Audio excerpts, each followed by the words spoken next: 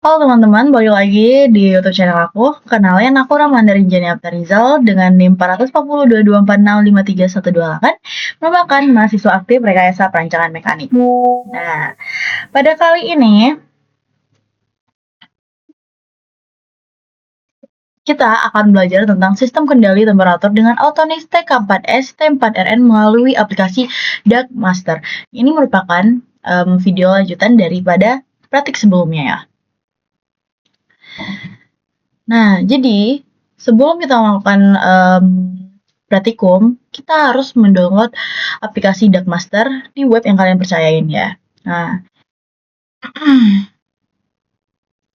Autonix TK4S atau T4R ini adalah temperatur kontrol digital ya, seperti yang kita tahu, yang fungsinya itu membaca suhu dari sensor thermocouple dan membandingkan suhu aktual dengan set point. Kemudian itu T4S T4RN ini juga mengendalikan heater on off atau PID yang dimana bakalan aku jelasin nantinya. Nah, DarkMaster ini tuh adalah software di komputer yang membaca data dari controller dan menampilkan angka dan grafik suhu terhadap waktu, kemudian menyimpan data hasil percobaan. Ini aku bakalan tampilin video percobaan aku kemarin melalui aplikasi DarkMaster.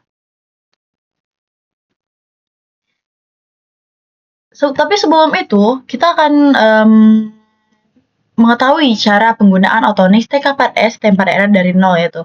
Yang pertama tuh penyalaan dan koneksi. TK4S itu diberikan tegangan listrik ya teman-teman. Kemudian sensor suhu sudah terpasang, kemudian heater terhubung ke output control. Kemudian kabel komunikasi RS485 USB dihubungkan ke komputer.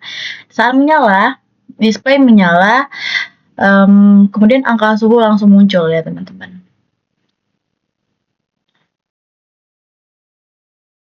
Kemudian di sini kalian bisa lihat di sini ada warna hijau, biru, sama merah.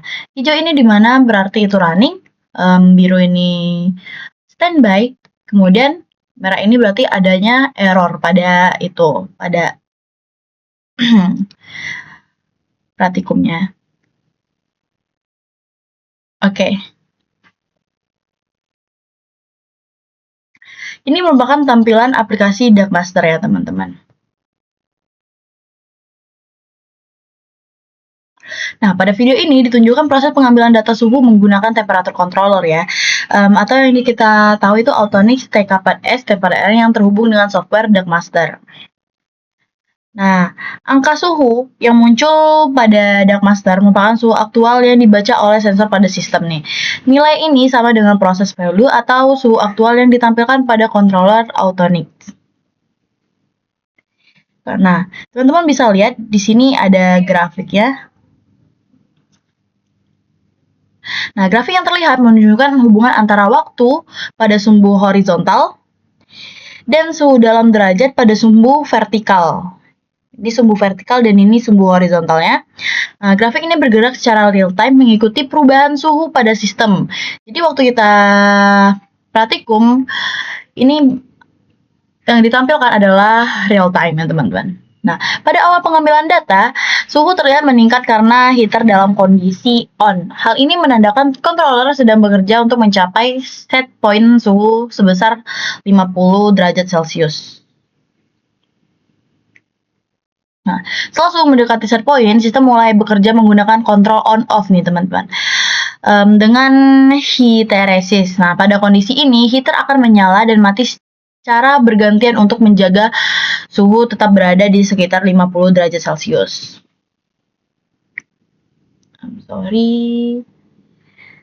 Nah, di sini kan ada naik turunnya grafik. Nah, ini merupakan respon alami dari kontrol on-off-nya nih. Ketika suhu turun di bawah batas histeresis, heater akan kembali menyala. Dan ketika suhu melewati batas atas, heater akan mati. Nah, dari grafik ini dapat diamati kestabilan suhu ya teman-teman. Besar fluktuasi serta respon sistem terhadap set point ini. Data ini yang kemudian digunakan untuk membandingkan performa beberapa variasi nilai histeresis.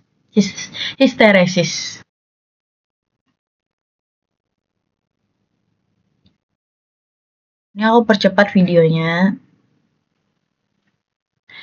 Nah, dengan menggunakan Darkmaster ini, proses pengambilan data suhu menjadi lebih mudah karena perubahan suhu dapat dipantau secara visual melalui grafik, sehingga analisis kerja sistem kontrol suhu dapat dilakukan dengan lebih jelas dan akurat ya teman-teman. Oke, aku bakalan kasih tunjuk hasil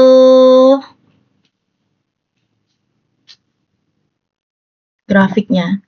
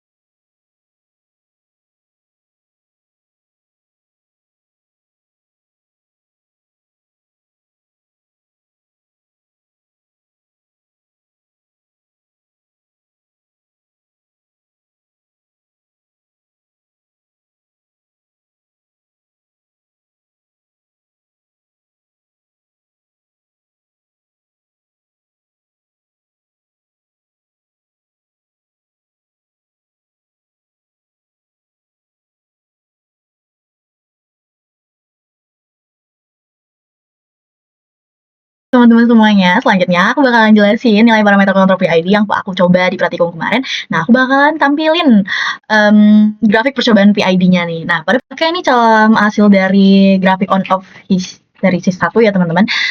Di sini dari kecil, jadi di sini terdapat suhu cepat mencapai 50 derajat Celcius. Tapi setelah itu naik turun dengan jarak kecil. Nah, grafik terlihat rapat dan bergerigi ya teman-teman. Yang artinya heater seringkali on dan off. Sistem sangat responsif, tapi kerja alatnya tuh berat ya teman-teman. Nah, suhunya memang patuh ke set point, tapi sistemnya tuh mudah capek gitu, karena terus disuruh nyala dan mati gitu. Kemudian di sini ada grafik yang kedua yaitu histeris sedang ya. Nah, ini suhu naik menuju 50 derajat Celcius lalu berosilasi ringan di sekitar set point. Nah, grafik terlihat lebih halus dan teratur ya teman-teman. Kemudian grafiknya frekuensi on off heater tuh tidak terlalu sering gitu. Nah, penyimpanan suhu masih dalam batas wajar. Sistem ini bekerja cukup santai, tapi tetap terkontrol gitu. Tidak memaksa alat dan suhu masih bisa dijaga. Kemudian ada histeris besar. Nah, ini suhunya tuh melewati 50 derajat Celcius yang cukup jauh ya. Lalu turun cukup jauh juga. Di mana grafik terlihat gelombangnya tuh lebar gitu. Nah, heaternya tuh jarang on off, tapi suhu sering terlalu panas atau terlalu dingin dari set point. Interpretasinya itu alatnya tuh memang tidak capek, tapi suhunya kurang disiplin. Nah, jadi dari antara tiga ini mana sih yang terbaik gitu? Sebenarnya tidak ada histeris yang paling benar secara mutlak ya. Namun berdasarkan perbandingan grafik pada percobaan ini, histeris sedang adalah yang paling sesuai. Karena apa? Karena suhu relatif stabil di sekitar 50 derajat Celcius, fluktuasi tidak terlalu besar, frekuensi on off-nya tidak berlebihan. Nah, cocok untuk operasi normal tanpa membebani sistem. Bukan karena tengah-tengah pasti terbaik ya teman-teman, tapi karena memberi kompromi paling masuk akal antara kestabilan suhu dan umur kerja alatnya. Nah, berdasarkan hasil percobaan kontrol on-off dengan 3 variasi histeris pada set point 50 derajat Celcius, nah histeris sedang memberikan performa paling seimbang gitu. Nah, histeris kecil menghasilkan kontrol suhu yang lebih presisi tetapi menyebabkan frekuensi switching heat tertinggi. Sedangkan histeris besar mengurangi switching namun menimbulkan fluktuasi suhu yang lebih besar. Oleh karena itu, histeris sedang itu dipilih sebagai parameter yang paling sesuai untuk menjaga kestabilan suhu dan efisiensi kerja sistem. Nah, teman-teman, jangan gitu. Nah, kalau selanjutnya aku bakalan jelaskan nilai parameter kontrol PID time proporsional yang aku coba kemarin, dan aku bakalan cari tahu mana yang terbaik, lalu tampilkan grafik percobaannya nih, teman-teman. Wait. Oke. Nah, ini adalah grafik percobaan PID. Tapi, sebelum itu, pada percobaan ini kita gunakan kontrol PID time proportional pada temperatur kontrol dengan set point SP-nya tuh 50 derajat Celcius. Nah, data yang aku ambil ini menggunakan aplikasi DuckMaster kayak tadi. Nah, setiap percobaan diamati dari grafik suhu terhadap waktu. Total terdapat 10 data percobaan disusun dengan urutan mencari P terbaik, menambahkan I, menambahkan D. Nah, time proportional itu artinya output tidak sekedar on atau off, tetapi lamanya on disesuaikan dengan errornya suhu. Nah, tahap pertama mencari nilai P yang terbaik ya gitu. Nah, percobaan yang aku lakuin ini ada P25, I0, D0, P10, I0, D0, kemudian ada P10, I10, D0, percobaan P10, I10, D10, kemudian ada P5, I0, D0, dan ada P7, I0, D0, kemudian ada P7, I10, D0, dan seterusnya. Oh, dan P7, I10, D10. Oke, jadi pertama kita akan cari P-nya yang paling terbaik ya teman-teman. Yang pertama itu ada P25 I0 D0. Di sini kita abaikan I-nya dan D-nya ya. Itu P25. Nah, dari grafik yang kita lihat ini respon itu sangat agresif. Suhu cepat naik tetapi overshoot-nya tuh besar gitu teman-teman. Nah, grafik naik tajam lalu berosilasi gitu. Nah, ini tuh kayak terlalu sensitif jadi sistemnya tuh kaget gitu. Kemudian selanjutnya itu ada P10, responnya tuh cukup cepat ya kalau dilihat. Nah, overshoot masih ada, tapi lebih terkendali gitu. Kemudian grafiknya tuh udah mulai halus ya teman-teman. Mulai masuk akal tapi belum optimal gitu ya. Kemudian kita ada P7 ya, P7 itu kenaikannya tuh suhunya tuh lebih halus ya. Overshoot-nya kecil, osilasinya lebih stabil. Kalau dilihat dari grafiknya itu paling seimbang antara cepat dan stabilnya. Kemudian ada P5 ya. P5 itu responnya tuh cukup lambat ya. Suhu lama mencapai 50 derajat Celcius. Nah, error steady state-nya tuh masih terlihat gitu, teman-teman. Jadi, dari grafik ya kita bisa lihat ini terlalu lemah gitu. Nah, jadi yang mana sih P yang terbaik gitu? Kalau dari semua ini, P yang terbaik bisa kita tentuin itu adalah P7 dari grafik P7 ini. Kenapa P7? Bukan karena dia lagi-lagi di tengah-tengah ya, tapi karena overshoot-nya tuh kecil, responnya cukup cepat, terus grafiknya tuh paling stabil gitu teman-teman. Oke, kan selanjutnya itu adalah kita mendapatkan I dan D-nya. Nah, P-nya tetap I dan D.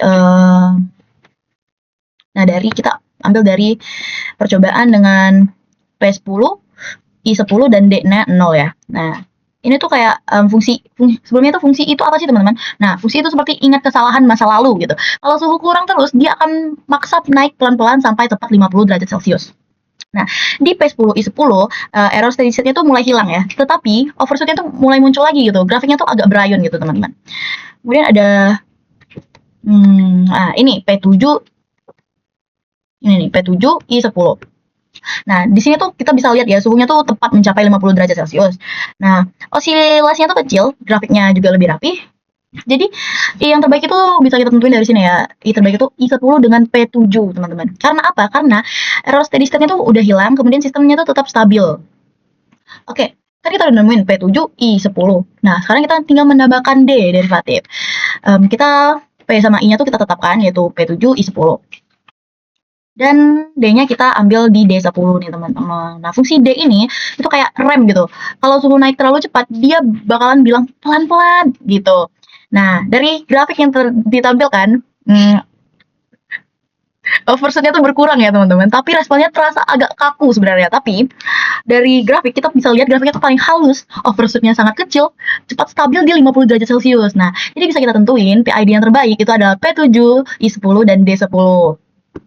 Nah, jadi gitu teman-teman. Aku bakalan kasih lihat sama teman-teman. Aku bakalan kasih lihat ke teman-teman video praktikum percobaan PID ya di aku praktik kemarin.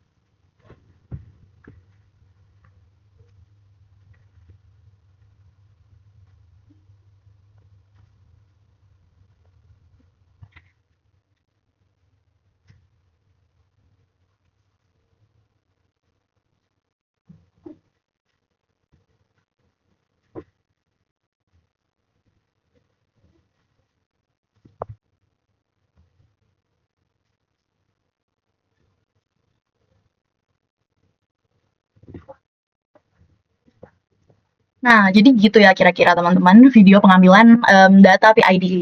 Nah, berdasarkan dari 10 data percobaan PID time proportional dengan set point 50 derajat Celcius, nilai parameter terbaik itu kita dapetin di kombinasi P7I10 D10. Nah, nilai ini menghasilkan respons suhu yang cepat, overshoot minimal, dan kestabilan yang paling baik dibandingkan dengan variasi parameter lainnya. Oke, mungkin dari pertemuan kita kali ini cukup sekian. Aku pamit undur diri. Bye-bye!